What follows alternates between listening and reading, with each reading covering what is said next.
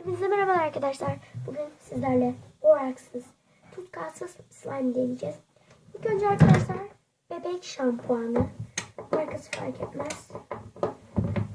Az kaldı zaten bu da.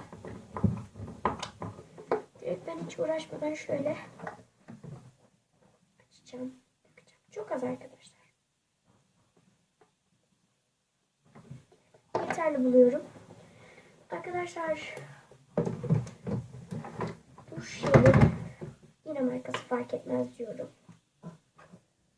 Kullanıyorum. Arkadaşlar biraz da böyle bir duş jeli döküyorum. Şöyle yeterli. Birazcık sıvı sabun şimdi de. Yeterli.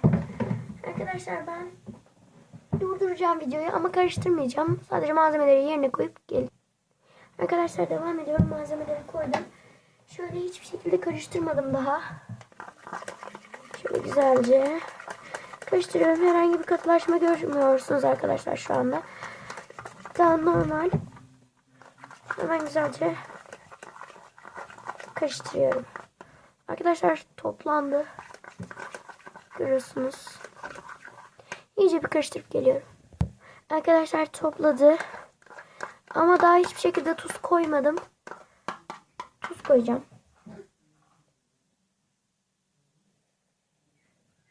Birazcık tuzumuzu koyduk.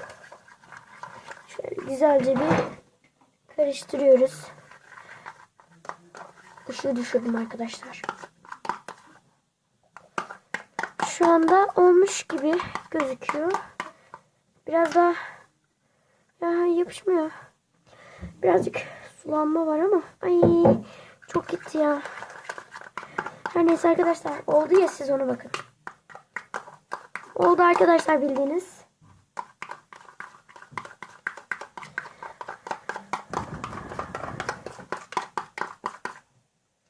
Arkadaşlar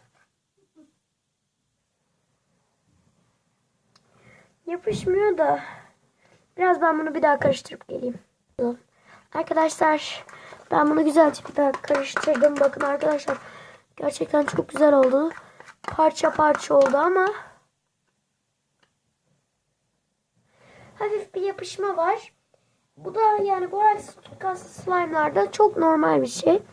Arkadaşlar çok önceden denediğim bir tane daha boraksız tutkalsız slime var. Bu da aynı şekilde oldu. Bir tane daha var. Onu da alabilir miyim?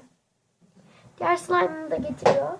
Arkadaşlar odada çocuklar var. Oda dağınık olduğu için böyle çekiyorum. Şimdi şu kaşığı alalım şunu. Durun arkadaşlar.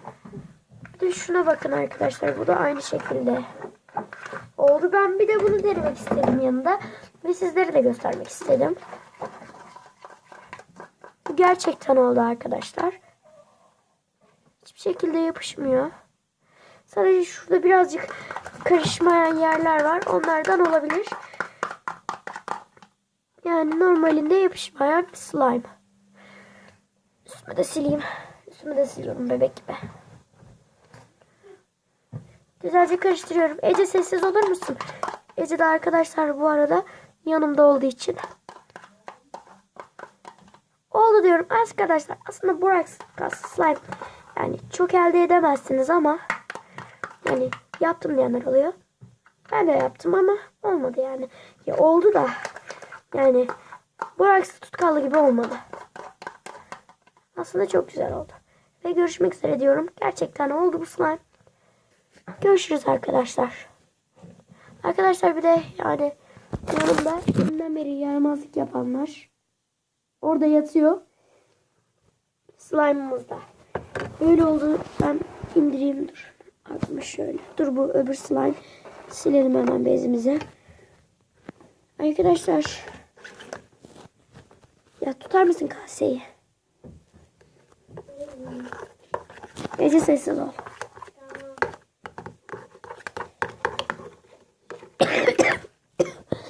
Öksürebilirim arkadaşlar. Hastayım çünkü.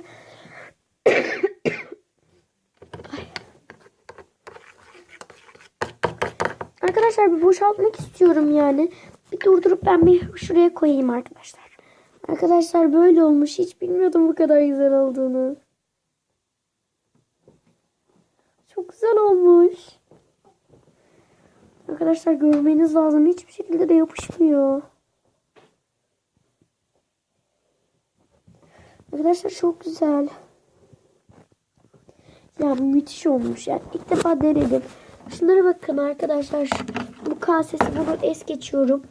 Şunlara falan bakın. Herhalde sizin uğranıza gerçekten olmuş.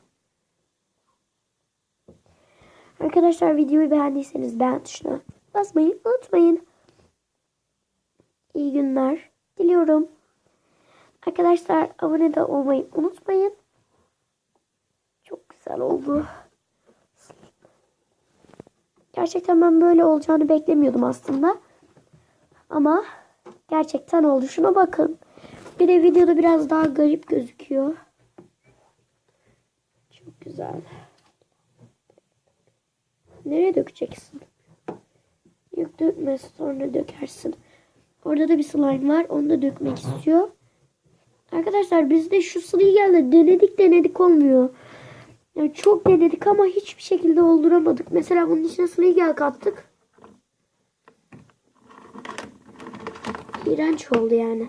Şu kadar sıvı gel boşalttık içine. Çok güzel. Ama bu çok güzel oldu. Narin bir slime oldu.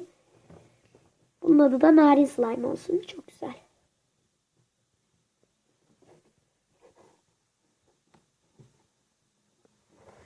Beğendiyseniz arkadaşlar tekrar söylüyorum. Beğen tuşuna basın. Gerçekten çok güzel oldu. Bay bay.